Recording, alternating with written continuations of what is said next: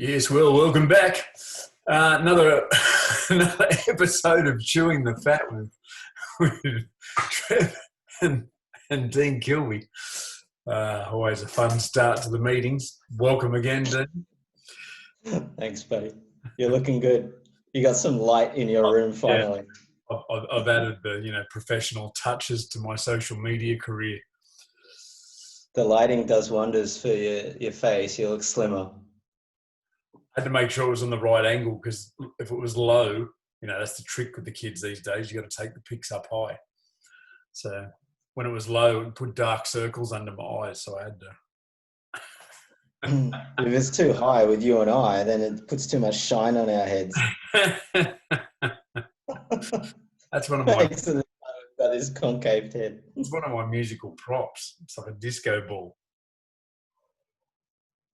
Works well. Cool. Well, I had a lot of interest today in the update in the pics I posted from the first. Yeah, you're looking good. Just before I started and to now. A bit to go though. It's funny. It's I was saying to someone that messaged me today. Before I started, I thought, 5-6 kilos, I'll be sweet. And it's nearly 15 and I'm still grabbing handful going, no, a bit to go yet. I know. I noticed you wrote in the comment, like, another week. I'm like, yeah, no. My motivational speech. Another week. Yeah. No. Look, I had a dieter, amazing guy, Fraser. You can look him up on my Facebook friends. His outcomes were extraordinary. And this is a guy who works he works behind a bar. He's a bar manager, right? And he went 16 weeks without alcohol, yeah, right. Which is extraordinary. So 12 weeks in phase 1, he lost 25 kilograms.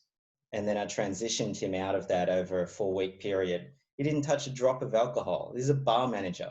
It was just extraordinary. So that's added a number of years onto his life expectancy. So it's, you're only 6 weeks in, man. Don't rush it. What happens is people start commenting, and a lot of the time it's great comments, 95% of the time, but all it takes is that one little comment from someone that says, stop it already, you're too skinny. Yeah. Because they're used to seeing you with a fuller face and it just messes with their head when they see you like that. Yep. Because and it's not just in that individual interaction with you, it's just across the board.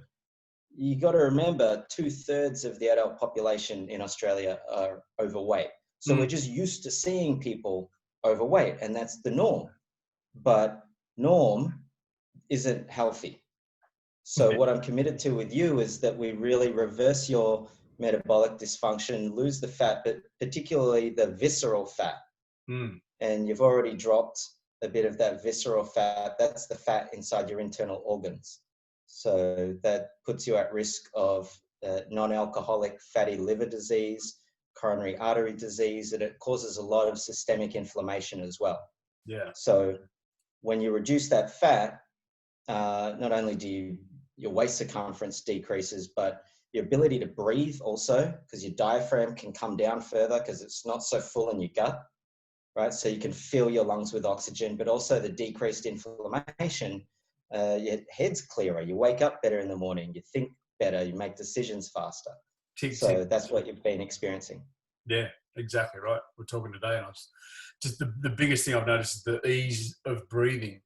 And what's funny is I haven't done anything more than what I was doing prior, fitness-wise, but I was still, if Flam went to bed and had a shower and went to bed and said, see you, I'm going to bed. And I said, yeah, I'm coming. And I walked upstairs and got into bed. For the first minute or two, I'd be not trying to get my breath back, but noticeably breathing heavier than I would until I'd relaxed. Now I can pretty much, without, and it's not fitness because I'm actually doing less than I was prior, fitness-wise. I can walk up the stairs and get into bed, lay down, go to sleep, and my breathing's the same. It's ridiculous. Yeah. And it doesn't make Yeah. sense because that flies in the face of, when the fitness side of it. Yeah. Yeah. The cardiorespiratory health, you have to get on the treadmill, you've got to do a lot of cardio, etc. No, just the mere fact of losing weight in a healthful way, your VO2 max or your lung capacity just improves. It's measurable. It's almost unequivocally every time Yeah, when right. someone loses weight, their VO2 max improves. Yeah, right. Mm. Which then obviously makes it easier to get on into the exercise program and movement and stuff later on Absolutely. versus being that So way to now, start with. yeah, now you can oxygenate your blood better and you can move that blood around your body more efficiently. So it makes sense then to exercise. You got to put your body to work when you've got all those parameters corrected. Absolutely. Your Yeah. body will want to work more. You'll want to exercise. You'll want to move more, which is again, flies in the face of what people are used to because it takes everything just to get up for the game and get yourself motivated, and people need the motivation. People engage me because they think I'm going to hold them to account for, I'm like, you're a grown up, like, manage what you stick in your face. It's not that difficult. What it takes is not a coach yelling at you, don't eat the cake. What it takes is for you to have an experience of growing up and being responsible for the various things that make you healthy and stop doing the things that aren't. Well, yeah, and being able to do that yourself without having to get yelled at by someone else. I don't yell at anyone. Maybe a couple of times. Of course not. Anyone else notice how I flinch every now and again and I look kind of worried on these calls? Well, let's go. There was something we touched on last week about the time, money, and effort to do the fitness side of things for the same outcomes as what I'm doing. And I think one of the things we may have skipped over was just the lifestyle involved and the time and resources involved in, turning up to a gym 3 times, 4 times a week, or even just training at home for that end goal. How much that takes out of your life Yeah. that you could be Yeah. doing. The context is decisive. So if you're, you got to look at the enjoyment level as well. People love exercising and playing sports and the communities that they get to participate in. It's all of enormous value. However, there's a large proportion of people who exercise because they have to, or they're exercising to not die. Mm. And I mean, that's just not an empowering context. Mm. And then if you are struggling because biochemically your energy systems aren't serving you, and then it takes like a long time to recover from these bouts of exertion, then it's just not enjoyable. So it's like, what are you doing it for?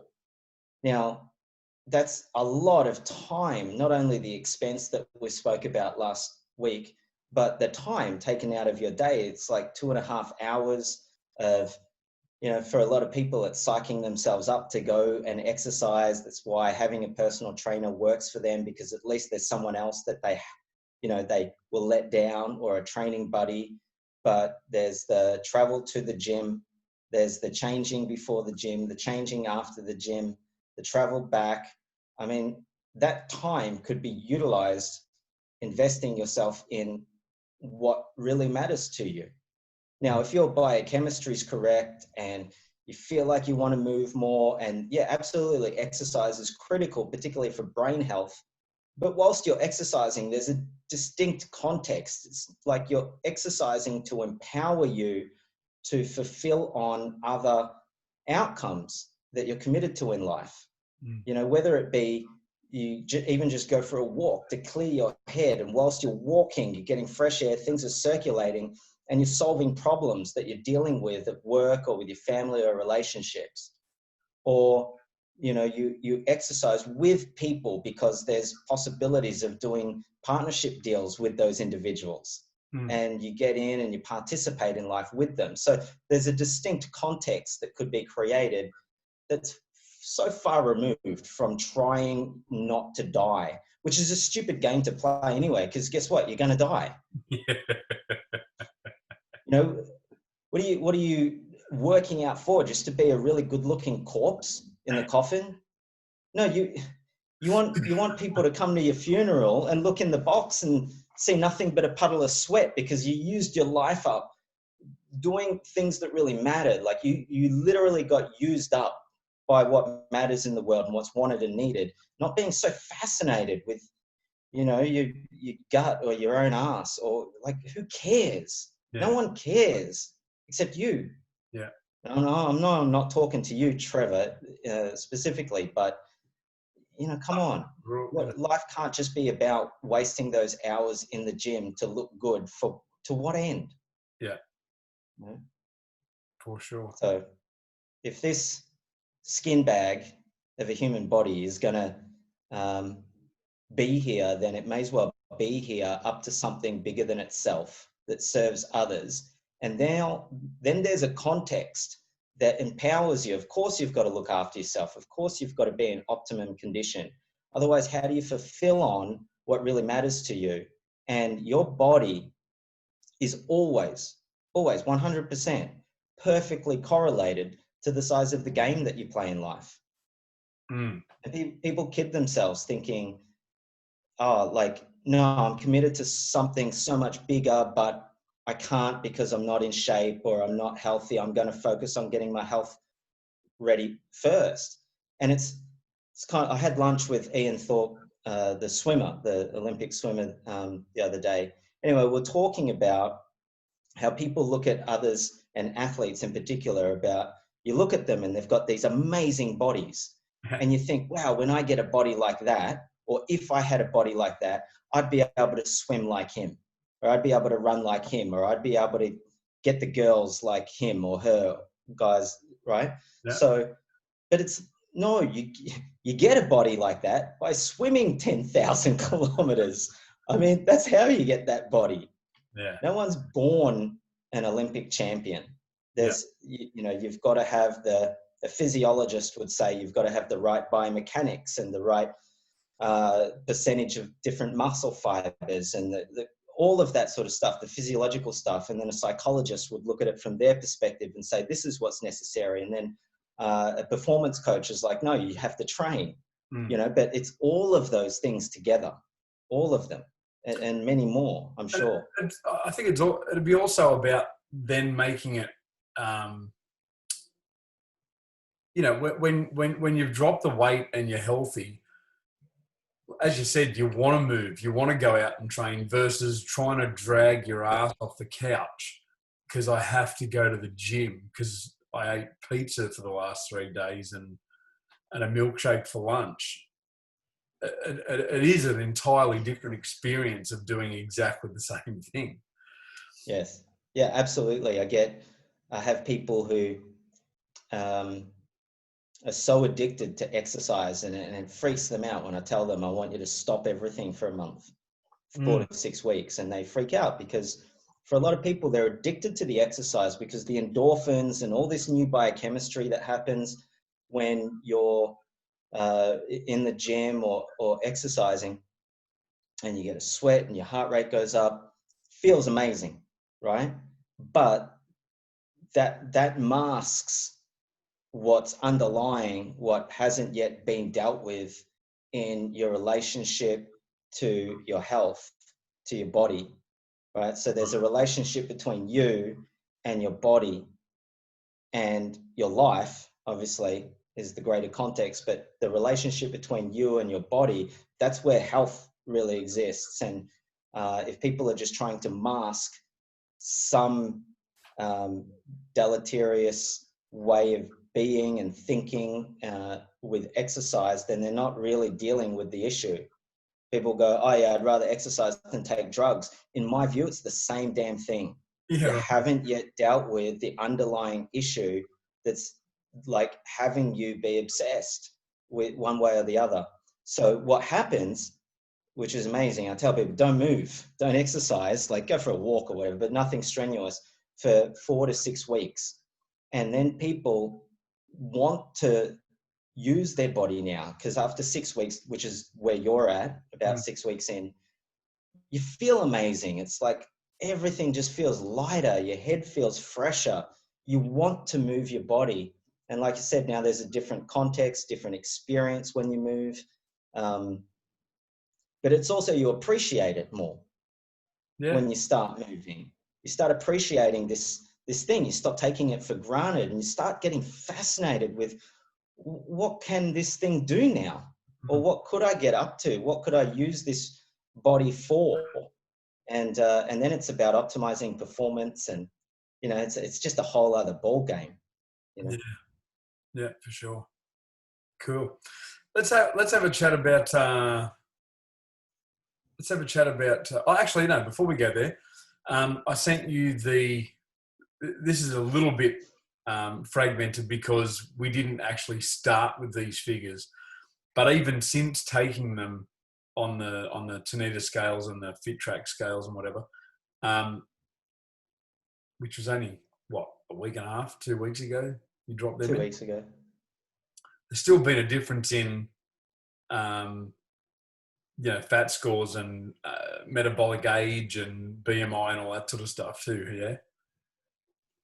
Yeah. I mean, it's what's good about, like, you didn't even have scales at home when you first started.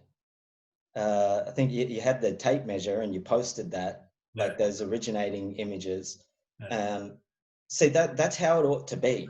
People are like, I'll start when I've got all the resources, and I like for people to go to their GP and get the blood work done. That's ideal. But listen, that's not a reason to not start. So there's all these barriers in the way of people getting started. And here's the trick to start. Just freaking start. Like, all the circumstantial stuff, who cares? Right? And you didn't even have scales at home. I couldn't come see you because of the social distancing and all this stuff that's going on. So it was like, so what? Just get started. And what matters is not the ta-da, look at me, and it's great that you can post a before and 6 weeks later and it gets all that attention. But what matters ultimately is the outcome of really great health, vitality, and longevity. And I don't just mean length of life, I mean healthful years added to your life. So, the before and afters, whether it be the numbers or the photos, it's like, it's nice. It sure helps with marketing if you're in the business like I am and all that sort of stuff. But ultimately, what really matters is the outcome for you in your life.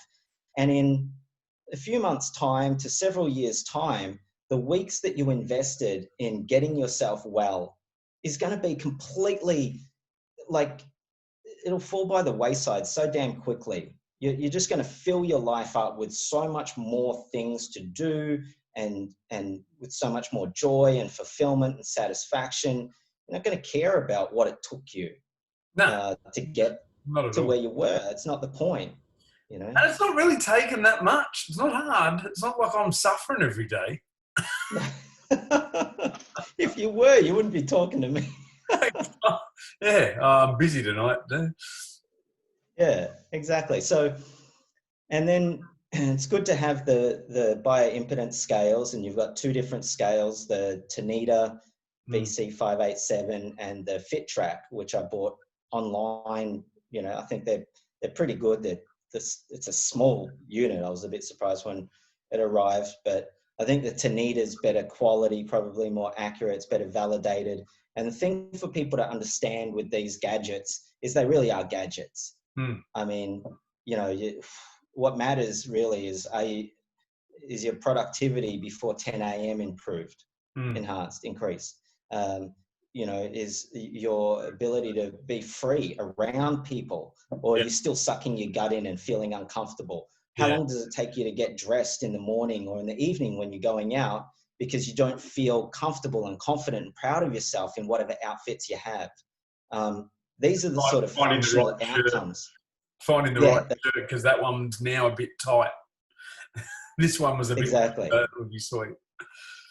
Yeah. That's right. So you want, that matters more, and then the measurements that you've been able to take, your visceral fat scores reduced. I saw that was great. You know, your metabolic age is reducing, and so these parameters are great. Your body fat percentage and your BMR, your body basal metabolic rate, BMR, has just remained a flat line. Yeah. And that's dependent. That's the amount of calories that your body burns just doing nothing for a day.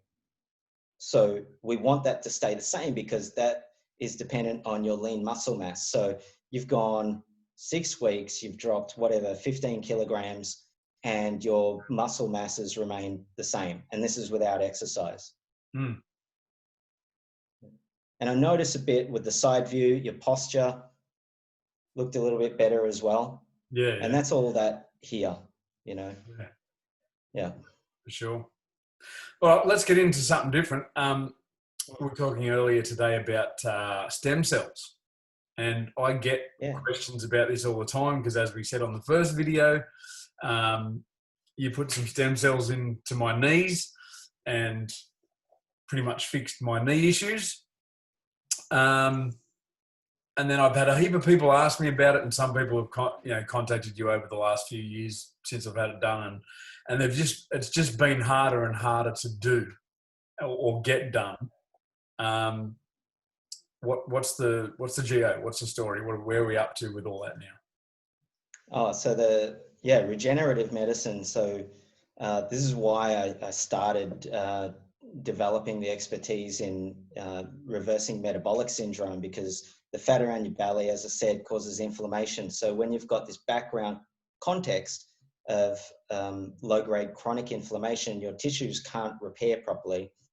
And so you get degeneration. So these chronic degenerative diseases, such as osteoarthritis, result in pain and disability. So osteoarthritis is the leading cause of pain and disability in Australia. Costs the country something in the order of $25 billion a year. And it's a real issue that people tolerate and put up with, because there's nothing that can be done. In the early stages of the disease, you might take some simple analgesics, some non-steroidal anti-inflammatories, which I don't recommend long-term use of. Paracetamol, which in high doses can be damaging to your liver in particular, but highly effective if you take it regularly in the correct dose. Other than that, it's really just waiting a long time until your joint degenerates to the point where you need total joint replacement surgery.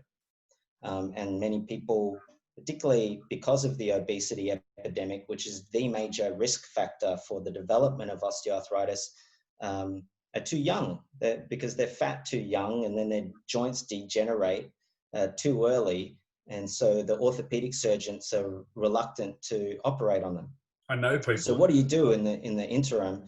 And there are regenerative techniques that are available. So in 2014, I got committed to contributing this and making a difference in Australia with this kind of approach.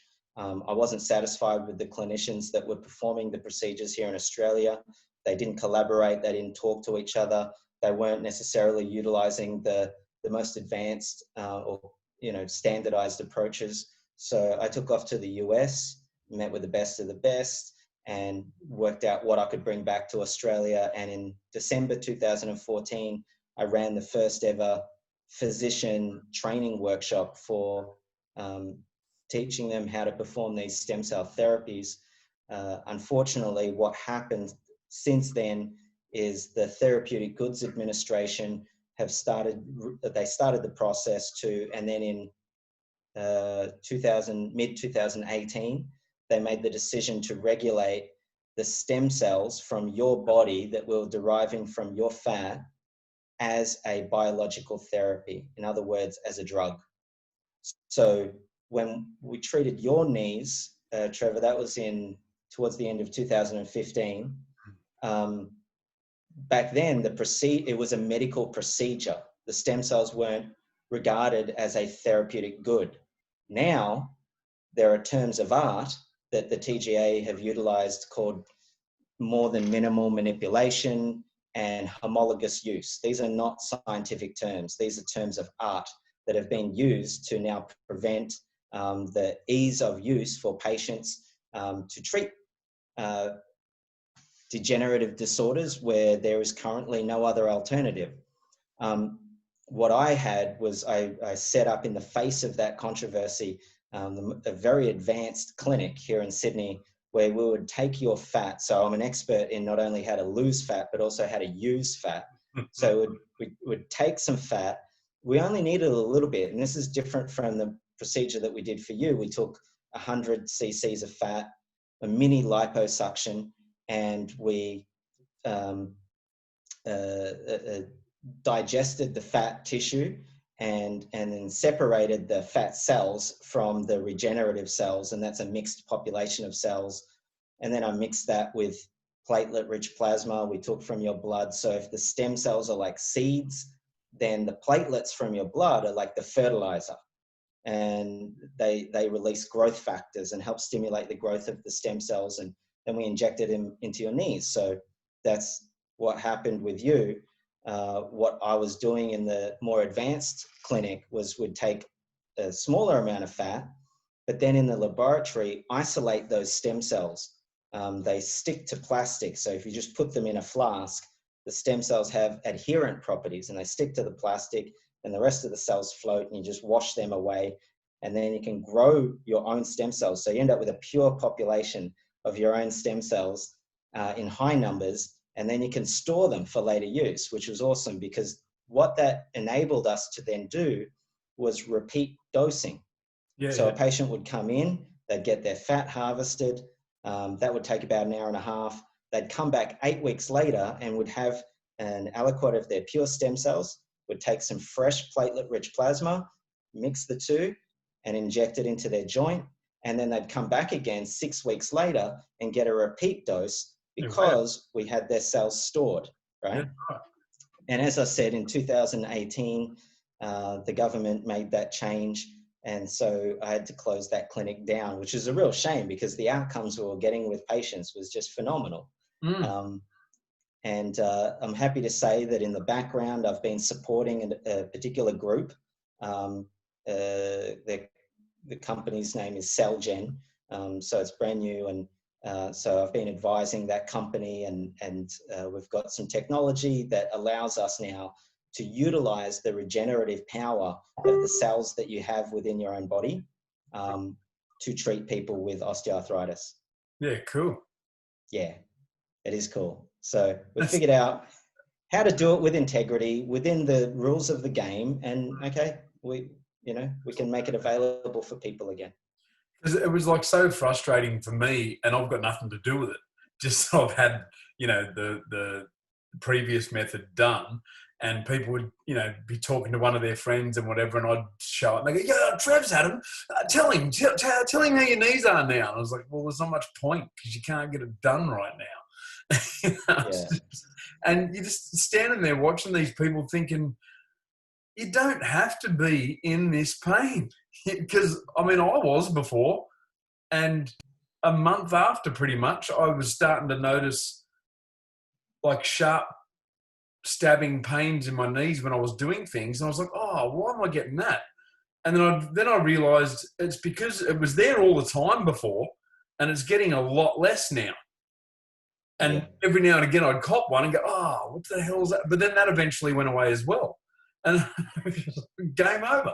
Meanwhile, my dad had a knee replacement operation and wished he'd never had it done. Yeah. Was just in more pain after the knee replacement than he was before it. Yeah. It's such a big deal, particularly if it impacts one's capacity to work and earn a living. And there's, I used to see many tradesmen who were considering early retirement because they just couldn't handle the pain. But if they were, they couldn't retire, it's like, so what other job could they do? They've been in this role for, all their life, 40 years almost. And what else are they going to do at that age? So it was a real dilemma, and it was incredibly fulfilling to be able to make this kind of approach, this treatment approach, available and accessible to people. And like you, I found it enormously frustrating when I've had the treatment done myself. I had some, tendinopathy issues in my left knee, 100% resolved. This right wrist has been, it was smashed in 1998, and I had 2 reconstructive surgeries, and that left it weak and osteoarthritic. I couldn't even hold a frying pan. Like, it was so weak. And then I had, end of 2015, I had the stem cells injected in these joints, and it's like 90% as strong as my left wrist now. I even had some cells injected into my vein just to prove to the doctor that you don't die when you have this procedure done, And it didn't really do any. Maybe I felt like it does reduce inflammation. So, I guess I felt a little bit more vital for a couple of months. Sexual vitality improved for a couple of months. But, what happens is when we age, our total number of stem cells starts to decline. And so what all we were doing is taking stem cells from a site in your body of high concentration. So per gram of tissue, we can get 500 times more stem cells out of fat than we can from your bone marrow. Right. Which is, for most people, that's amazing news, because they've got fat that we can use, right? So most people have enough, we can take a little bit. And that's why losing weight is so challenging. The fat cells expand, but not only do they expand because of they're storing the lipids, you've got stem cells in your fat tissue that can turn into fat cells as well. Right. So you've got this constant pull. Like I said, having that fat there it's a phenomenal survival advantage from an evolutionary perspective, but not in the nutritional environment that we've had over the past 100 years, in particular, the past 50 years. So we didn't evolve to eat the way that we're currently eating, with all the fast foods and processed foods and fatty carbs and all that sort of stuff. So yeah, the stem cells we've used to treat autoimmune conditions and just phenomenal outcomes. One woman had a disease called Sjogren syndrome, where she didn't have tears and saliva in her mouth. Imagine never having saliva in your mouth and not being able to wash your eyes with the tears. And it had an enormous impact on her quality of life. And we injected the stem cells into the lacrimal gland under her eyelids, and then into the parotid and submandibular glands.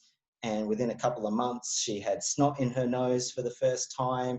She could cry. She had a wet mouth. I mean, it was amazing. It was just life-changing for her. And I mean, that's just one of many stories. So it was a real shame that they restricted the procedure, but we're bringing it back. Why do you think they did that? Look, there's many ways you can look at it. I think patient safety was of primary concern. So we've got to respect that. Obviously, that's what the Therapeutic Goods Administration and other bodies like Stem Cells Australia that you'd think would be for this, they're concerned for patient safety. And they want to make sure that these kind of procedures have gone through the rigorous testing that drugs go through, the double-blind placebo-controlled studies, phases 1, 2, 3. To do those kind of studies, however, with cellular therapies, it costs an enormous amount of money. And the thing is that your cells aren't patentable. See, that's why it was a medical procedure. If bone marrow transplants, which is in and of itself a stem cell procedure, you're just taking the cells from a different location, i.e. your bone marrow, that if that was put under as much scrutiny as adipose or fat-derived stem cells, we would never have had bone marrow transplants as a therapy for cancer patients. So there's many things that I get frustrated with. You can fertilize an embryo in a test tube and freeze it for later use and implant it into an unrelated womb and grow a human being in that person. But you can't use your own fat stem cells to treat your own osteoarthritis. I mean, I don't know. I don't make up the rules of the game. I just try and play within the boundaries that are set for me. Yeah. So how far off is being able to do that again? I think within weeks. People should start reaching out to me and point them in the right direction. So the approach that is being utilized is a new technology. It's got some really good data behind it. They've treated 30,000 patients. There's a number of orthopedic surgeons that utilize it extensively in the United Kingdom. So it's not coming from some, not so credible country. And the technology allows us to, we can't say stem cells, but we can use your tissue to help rejuvenate, restore. There's certain words, I'm not supposed to use. I mean, I think in this format, it's okay for me to use the word stem cells, but that's because stem cells is considered a drug now. So you can't advertise drugs. So you can't even say, on your website, you're not even supposed to say that, right? So you got to use these other terms of art, which is just silly. But then the other day I messaged you and said, hey, on the news tonight, they're touting stem cells may be the future for healing people's issues. It's like, really, maybe? Welcome to 2000. Yeah, it is the future. And the Mesoblast is the biggest stem cell company in the world, and they've got a stem cell line that they've developed. It got approval for use in severe COVID-19 patients. And what they are mesenchymal stem cells. These are the same cells that we use to heal your knees. Yeah, right.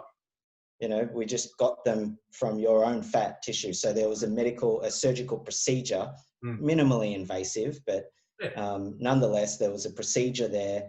And what's distinct in the sort of scientific world is there's a commitment to develop a superior cell line and manufacture it and put it in a bottle so you can sell it as an off-the-shelf product, rather than utilizing a patient's own cells. Look, I think there's advantages to both.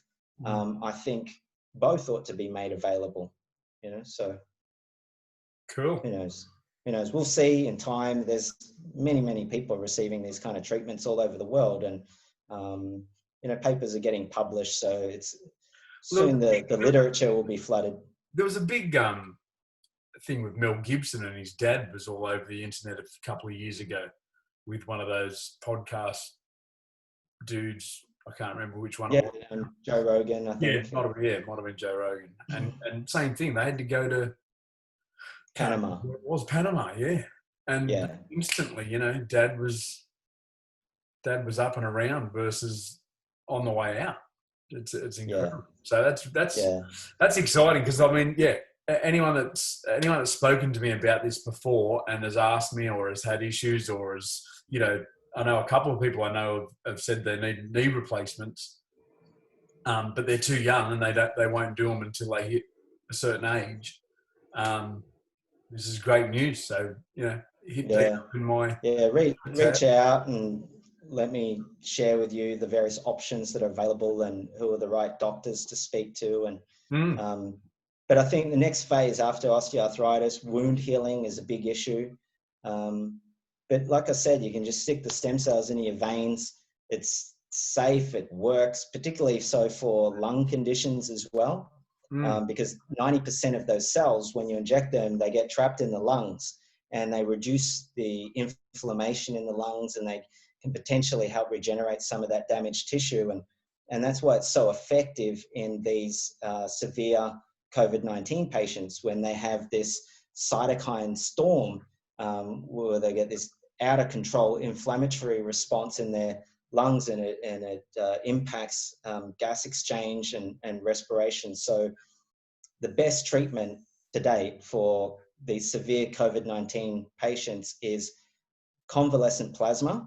So you just take plasma from a patient that's had the disease and recovered, and they've got antibodies against the virus. If you take their plasma and use it on the patient, then it can stop the virus. It can neutralize the virus. So the antibodies are neutralizing. And then you would want to use an anti-inflammatory approach to help with the current disease progression. And stem cells is just I mean, it's bloody expensive, but phenomenally effective. Yeah. You know, I think they've showed anything from using cord blood stem cells, which again, mesenchymal stem cells, 100% efficacy in certain patients treated. The Mesoblast trial, I think they showed like 83% of patients recovered from ICU that were being intubated. Right. So amazing stuff. You know, cool. All right, well, you heard it. So anyone out there with that sort of issue, hit Dean up and he'll point you in the right direction. Cool. We might end it there. Yeah. Thanks to everyone that commented on the video, on the pictures I posted today.